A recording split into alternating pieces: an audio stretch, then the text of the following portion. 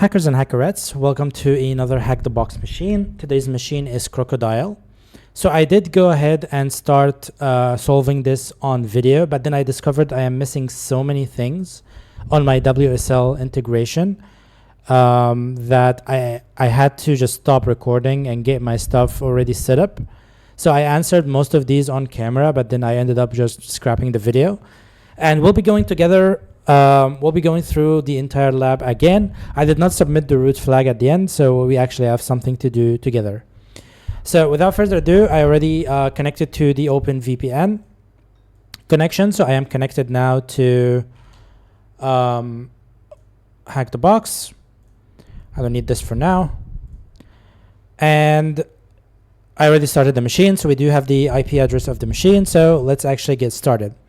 So the very first question is, what Nmap scanning switch employs the use of default scripts during a scan? I actually did not know the answer to this. So what I did is I just typed Nmap TAC-H. And searching here, I could actually do something better. Is just do grep script or scripts. And we can see here TAC-SC equivalent to script default. So this looks like what we're looking for. Default scripts, TAC-SC, perfect.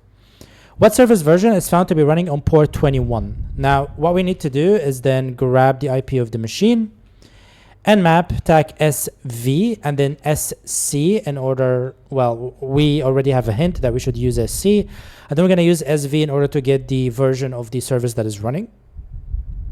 And then I'm going to paste in the IP of the machine. And then we are being asked about a specific port, 21, so there's no reason to run it on all ports. So I'm going to give it TAC-P and just let it cook. And we already see that on port 21, we are running this version of FTP. So you can copy this version right here. You can also see all of that. Okay. And then anonymous FTP login allowed. This is very important. So that means we can actually log into this FTP using anonymous login without a password. And then we have these two files available to us, allowed user list and allowed user list passwd, which means password. So the question here is about the version. You just copy paste the version there. FTP code, what FTP code is returned to us for anonymous FTP login allowed? You can see that right here. Answer is 230. After connected to the FTP server using the FTP client, what username do we provide when prompted to log in anonymously? Anonymous. That means that I could just FTP and then into the server, and then I am asked for a name. I could type anonymous right there, and then we are actually successfully connected to the FTP. I could do ls, which is going to list the files that we have, and then I'm going to use the time that we have right here, and then I could just get these files, which means I will just download them.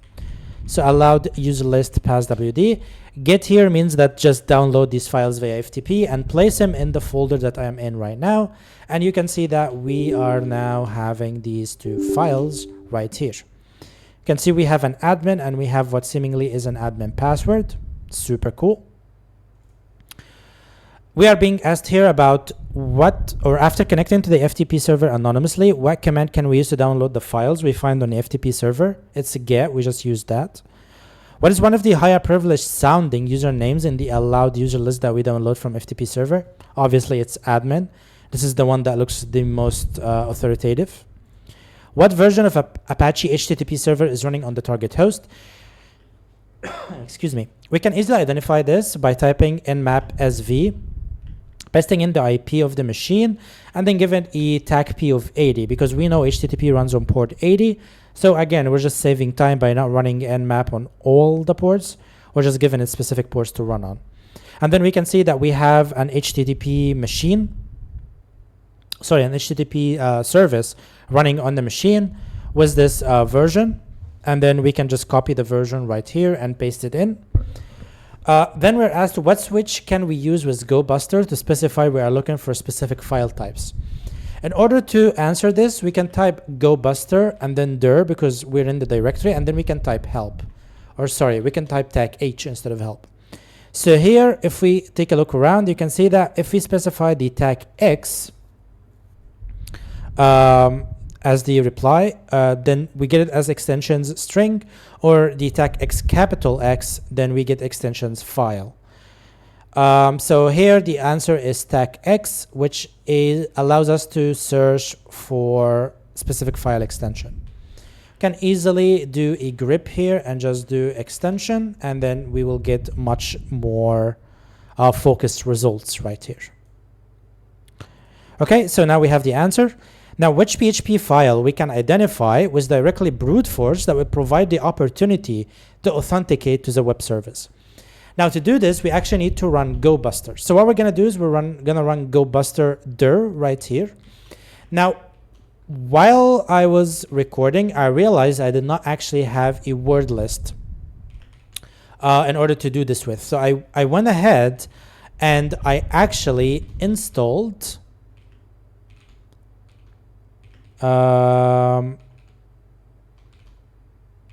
sec lists. So I went ahead, I installed sec lists right here. If you don't know sec list, it is a humongous like 3.5 gigs of just word lists of many things: passwords, payloads, usernames, web shells, fuzzing, miscellaneous, LLM testing, and so on. So I do recommend you actually install this because we're going to be using it a lot in the upcoming machines if we need like word lists in order to do a dictionary attack of some sort on something. So the one that we're interested in is actually in discovery, web content, and then there should be a file here called common. And there we go. We do have common.txt and then common directories, common directories.txt. If we cat common directories and then I don't think this is the one that we're actually interested in, probably just common.txt. Yeah, there we go. So it is a big list of a lot of directories that we're looking for. Not only directories, there are also file names that we're looking for. So what we could do is Gobuster dir, and then we're gonna attack the URL of this IP machine. We're gonna do a word list that is common.txt, exists in the same folder that we are in right now. And we're gonna give it a TACX of PHP because we are interested in PHP files. How we know this? Because the question here is asking about a PHP file specifically. So I could just give it TACX for PHP. And then I'm gonna hit enter and watch as we get a bunch of results back. Now, if you actually wait for a bit, you are gonna get login.php as a result from this Gobuster enumeration. We can actually just give it a few seconds. If it's not coming up quickly, then you just have to take my word for it, and I'm gonna Control-C out of this. But you just have to trust me that login.php is gonna appear as one of the results right here. Now, we could just leave this running. I could show you this later. I'm going to go to WSL here. And then I'm going to actually type Chrome. What Chrome is, essentially, it is an alias on my WSL machine, which essentially opens a Chromium browser. Why I'm doing this? Because I want to start a browser from my WSL instead of using Google Chrome that is on my main machine. Why is that? Because the Chromium or the browser on WSL is going to get routed, like the traffic is going to get routed through the OpenVPN machine.